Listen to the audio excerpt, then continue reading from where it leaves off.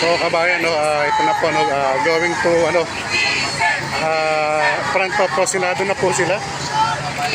So ito na po yung nag-alsa na po yung mga taong bayan, no, para sa impeachment ni VP Inday Sara, kabayan.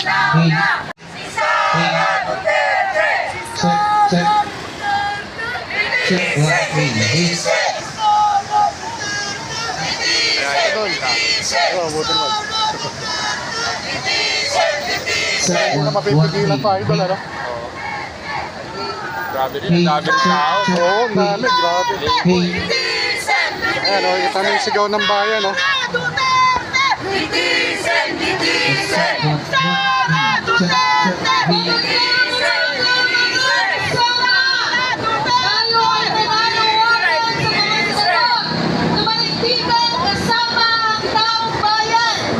Grabe, taong bayan na to.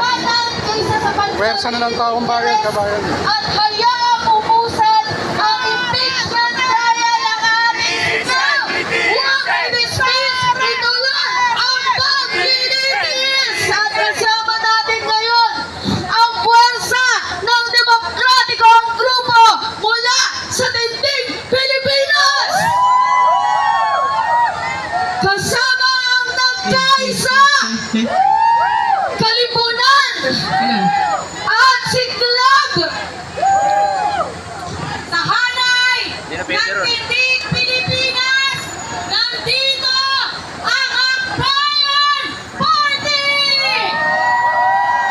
So ito na po, no? Marahil Natuloy na po yung sigaw ng bayan. dahil walang entablado ang nangyari. Nagbago ang isip ng Sergeant at Arms ng Senado at pinabaklas ang ating entablado. Sa kabila ng tayo ay may permit at nakataga sa bato Article 3, Section 4 ang legalidad ng pagkilos at protesta nito. At muli, mula sa Tindig Pilipinas, kasama natin ang mamamayang liberal Party, Nagtalo Party, Alyansa ng Samahang Pantao o ASAP. Nandito rin ang mga kasama sa buhay, ang People Power Campaign Network. Kasama rin natin ang Every Woman. Andito din ang mga kasama mula sa manindigan na. Nandito rin ang Solidad Talisayan. Kasama rin ang CSO Guild. At syempre mula sa sektor ng kabataan, ang Youth Resist. Gagawin namin yung tabla! Ang bansa ng rito! So ito na po, no?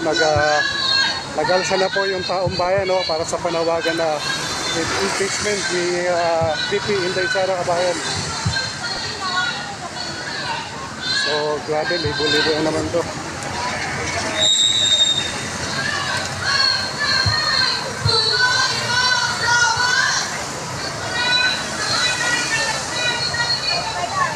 So yun, hanggang po yan.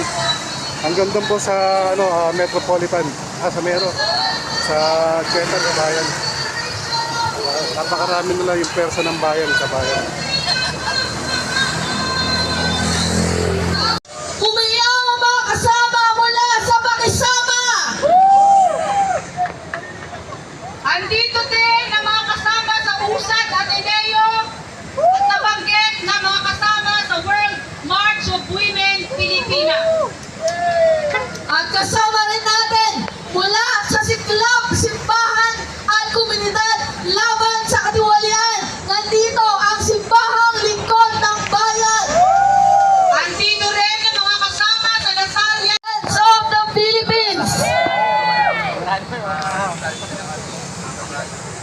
At kasama ang Seniors on the Move.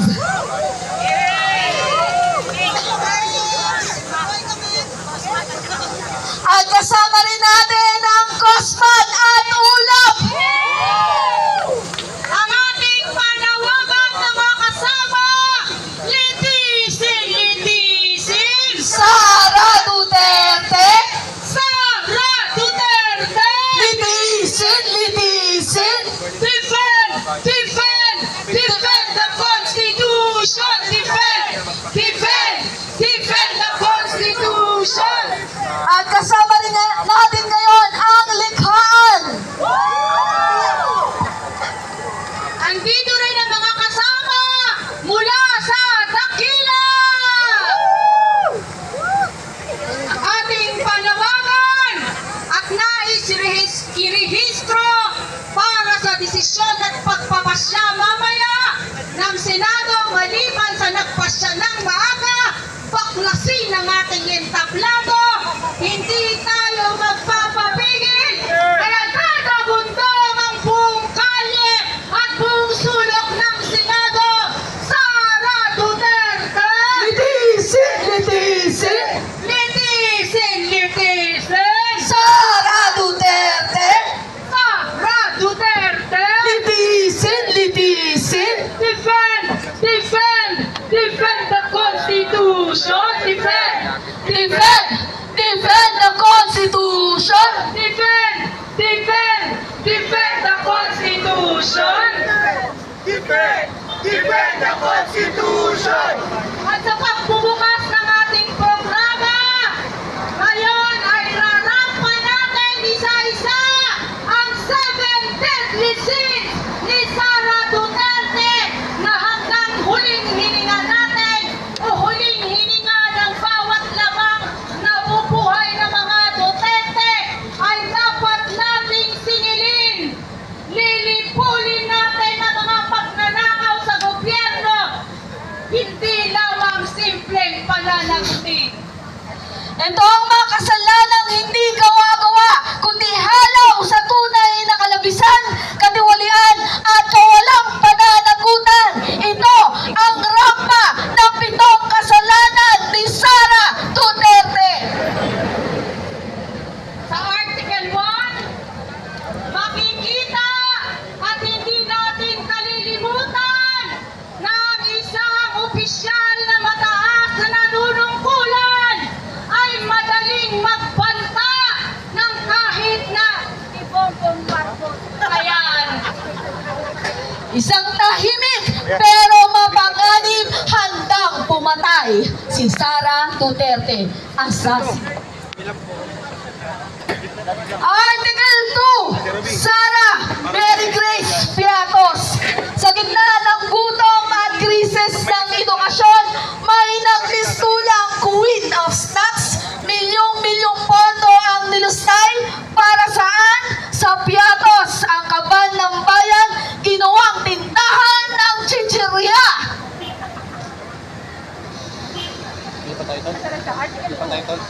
Siyempre, hindi mapahuli ang Article 3, laptop bidder. Overpriced laptops, anomalya sa procurement, tahimik ang kanyang opisina. Sino ang tunay na bidder? Sino ang nakinabang isyong ito? Tila si Sara Duterte. Ilang laptop pa ba ang tutugasin? O Giliw ko. Mga ano, no? Mga ginawang di magandang ni BP Sara. Ilang laptop pa ba ang Yan po sa tutugasin? DepEd, nung siya pong sekretary. Napakanta ang ating mga kasama, pero meron pa. Article number 4, nasaan ang Salem Inday Sara, MLD Vic? Kay ganda na kasuotan, pero kay tagal ng pagtatago. MLD Vic sa inyo, at tila pareho rin sa pagtatago ng iyaman. Salem po Inday Sara,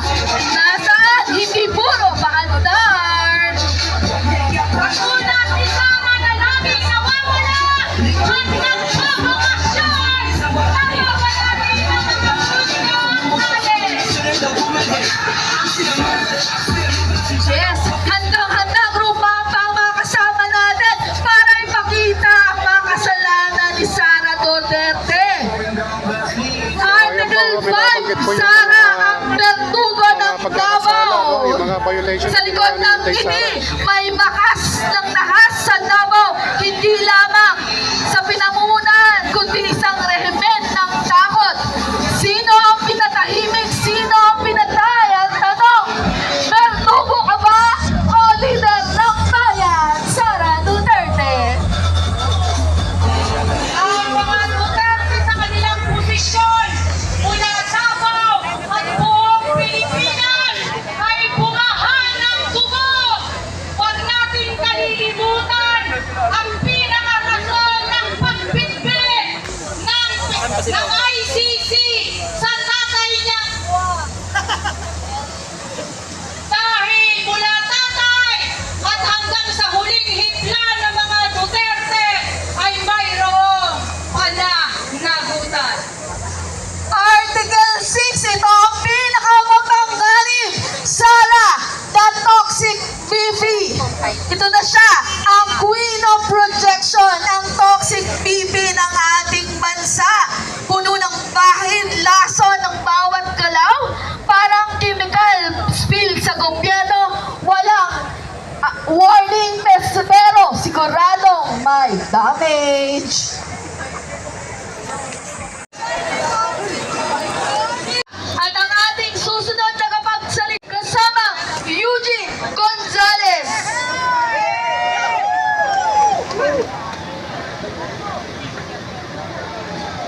So, buhat sa Magdalo, no? Magandang umaga. Energy daw. Energy daw. Medyo So, please like and share. mahirap sundan. Hindi, ilang araw na lang kami nagra-rally, nag-ano. Grabe talaga, grabe. Naawa ako sa inyo. Naawa ako sa atin. Maraming mga nandito kasama sa sa complainants ng impeachment trial. Tama ba? yun, mga- Nag-complain. Oh. Yan. So, kasama rin sa motion para sa Supreme Court. Kasama rin. O, sige. O. Tandaan nyo, hindi pa dinidinig ang mga reklamo ng taong bayan. Nadinig na ba kayo? Nadinig na ba kayo? Yan. Hindi tayo dininig sa Senado. Hindi pa tayo nadidinig sa Senado. Nadinig na ba tayo sa Korte Suprema? Oh, mga bingi. So, yan ang inaalis nila sa atin, ang karapatan natin na marinig nila. Ha? Karapatan nating magreklamo, magsabi kung anong mga kasalanan. Itong mga kasalanan na ito, nagawa na. Ha? Nagawa na. Nagawa na. Nagnakaw na ba siya? Mga niloloko nila tayo di ba?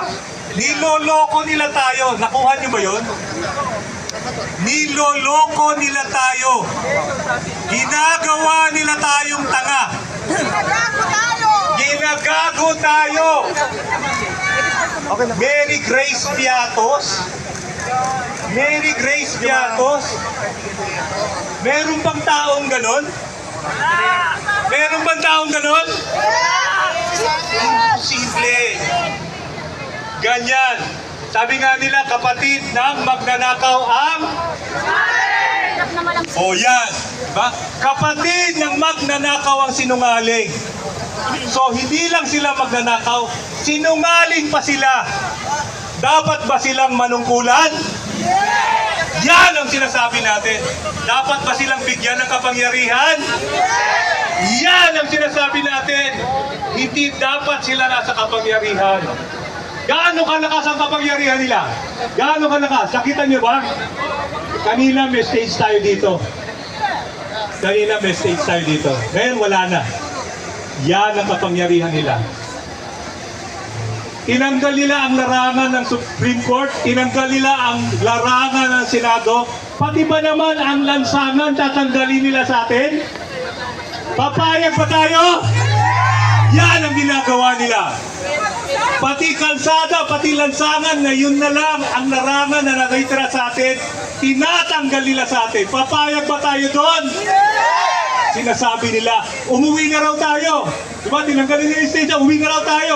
Uuwi ba tayo? Maghihintay tayo habang walang katarungan. walang pananagutan. Yan lang ang hinihingi natin, pananagutan. Sumagot sa mga tanong. Ang daming tanong na hindi